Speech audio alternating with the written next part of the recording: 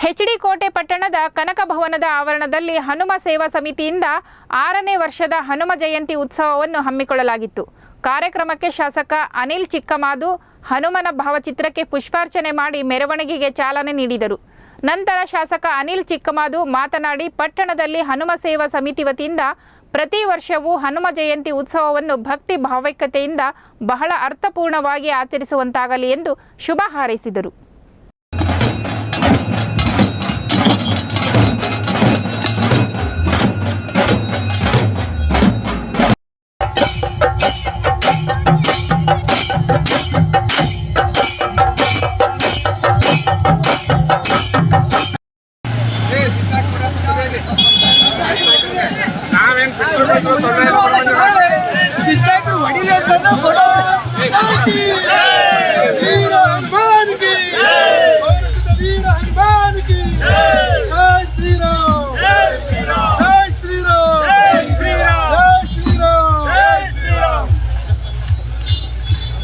ಇವತ್ತು ನಮ್ಮ ಹೆಗಡೆದೇವನಕೋಟೆ ತಾಲೂಕಿನಲ್ಲಿ ನಮ್ಮ ಹನುಮ ಸಮಿತಿಯವರು ಭಾಳ ಅರ್ಥಪೂರ್ಣವಾಗಿ ಹನುಮಾನ್ ಜಯಂತಿಯನ್ನು ಪ್ರತಿ ವರ್ಷವೂ ಕೂಡ ಭಕ್ತಿ ಭಾವದಿಂದ ಆಚರಣೆಯನ್ನು ಮಾಡ್ಕೊಂಡು ಬರ್ತಿದ್ದಾರೆ. ಮೊದಲನೇದಾಗಿ ಹನುಮಾನ್ ಜಯಂತಿ ಎಲ್ಲ ಸಮಿತಿ ಸದಸ್ಯರಿಗೆ ನಾನು ತುಂಬುರಿದ ಧನ್ಯವಾದಗಳು.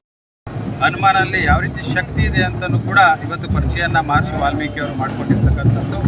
ಇವತ್ತು ಅಯೋಧ್ಯೆಯಲ್ಲಿ ರಾಮ ಮಂದಿರವನ್ನು ಇವತ್ತು ಪ್ರತಿಷ್ಠಾಪನೆಯನ್ನು ನಮ್ಮ ಪ್ರಧಾನಮಂತ್ರಿಗಳಂತ ನರೇಂದ್ರ ಮೋದಿಜಿಯವರು ಮಾಡ್ತಾಯಿದ್ದಾರೆ.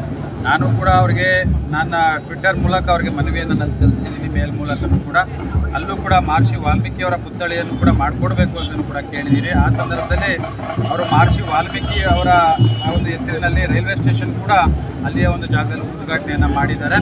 ಜೊತೆಗೆ ಇವತ್ತು ಹನುಮಾನ್ ಜಯಂತಿ ಹಿಂದಿನಲ್ಲೂ ಕೂಡ ಭಾಳಷ್ಟು ಅರ್ಥಪೂರ್ಣವಾಗಿ ಎಲ್ಲ ಕಡೆಯಲ್ಲೂ ಕೂಡ ಮಾಡ್ಕೊಂಡು ಬರ್ತಾ ಇದ್ದಾರೆ. ಇವತ್ತು ನಮ್ಮ ತಾಲೂಕಿನಲ್ಲಿ ಭಾಳ ಯುವಕರು ಮತ್ತು ಸಮಿತಿ ಸದಸ್ಯರು ಎಲ್ಲರೂ ಕೂಡ ಭಾಳ ಹಲವಾರು ತಿಂಗಳಿಂದ ಈ ಒಂದು ಹನುಮಾನ್ ಜಯಂತಿ ಮಾಡಬೇಕು ಅಂತಲೂ ಕೂಡ ಶ್ರಮವನ್ನು ವಹಿಸಿದ್ದಾರೆ.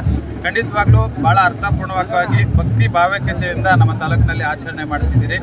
ಇದು ನಡ್ಕೊಂಡು ಹೋಗಲಿ ಅಂತಲೂ ಕೂಡ ಈ ಸಂದರ್ಭದಲ್ಲಿ ಹಾರೈಸ್ತಿ. ಎಲ್ಲ ಸಂಕೇತನು ಬಹುತೇಕವಾಗಿ ಇಲ್ಲಿ ಯಾವುದೇ ಧರ್ಮ ಇಲ್ಲ, ಜಾತಿ ಇಲ್ಲ, ಎಲ್ಲರೂ ಕೂಡ ಒಂದೇ ಎಂಬ ಭಾವನೆಯಿಂದ ಈ ಜಯಂತಿಯನ್ನು ಆಚರಣೆ ಮಾಡಲಾಗಿದೆ. ಭಾಳ ಪಕ್ಷಾತೀತವಾಗಿ ಎಲ್ಲರೂ ಸೇರಿ ಇವತ್ತು ನಮ್ಮ ಭಕ್ತರಿಗೆ ಹನುಮಾನ ಏನು ಭಕ್ತಿ ಯಾವ ರೀತಿ ರಾಮನ ಭಕ್ತ ಹನುಮ ಆಗಿದೋ ಅದೇ ರೀತಿ ನಾವೆಲ್ಲರೂ ಕೂಡ ಹನುಮನ ಭಕ್ತರಾಗಿ ಇವತ್ತು ಸೇವೆಯನ್ನು ನಾವೆಲ್ಲರೂ ಕೂಡ ಸಲ್ಲಿಸ್ತಾ ಇದ್ದೀವಿ. ಆದ್ದರಿಂದ ಇದು ನಾಡಿನ ಸಮಸ್ತ ಜನತೆಗೆ, ಈ ನಮ್ಮ ತಾಲೂಕಿನ ಜನತೆಗೆ ಈ ಹನುಮಾನ್ ಜಯಂತಿ ಮುಖಾಂತರ ಆ ದೇವರು ಎಲ್ಲ ರೀತಿಯೂ ಕೂಡ ಶಕ್ತಿಯನ್ನು ನಮ್ಮ ಕ್ಷೇತ್ರ ಜನತೆಗೆ ಕೊಡಲಿ ಅಂತಲೂ ಕೂಡ ಹನುಮನಲ್ಲಿ ಪ್ರಾರ್ಥನೆಯನ್ನು ಮಾಡಿ ಈ ಜಯಂತಿ ಭಾಳ ಅರ್ಥಪೂರ್ಣವಾಗಿ ಆಚರಣೆ ಆಗಲಿ ವರ್ಷನೂ ಕೂಡ ಹಾರೈಸ್ತೀನಿ.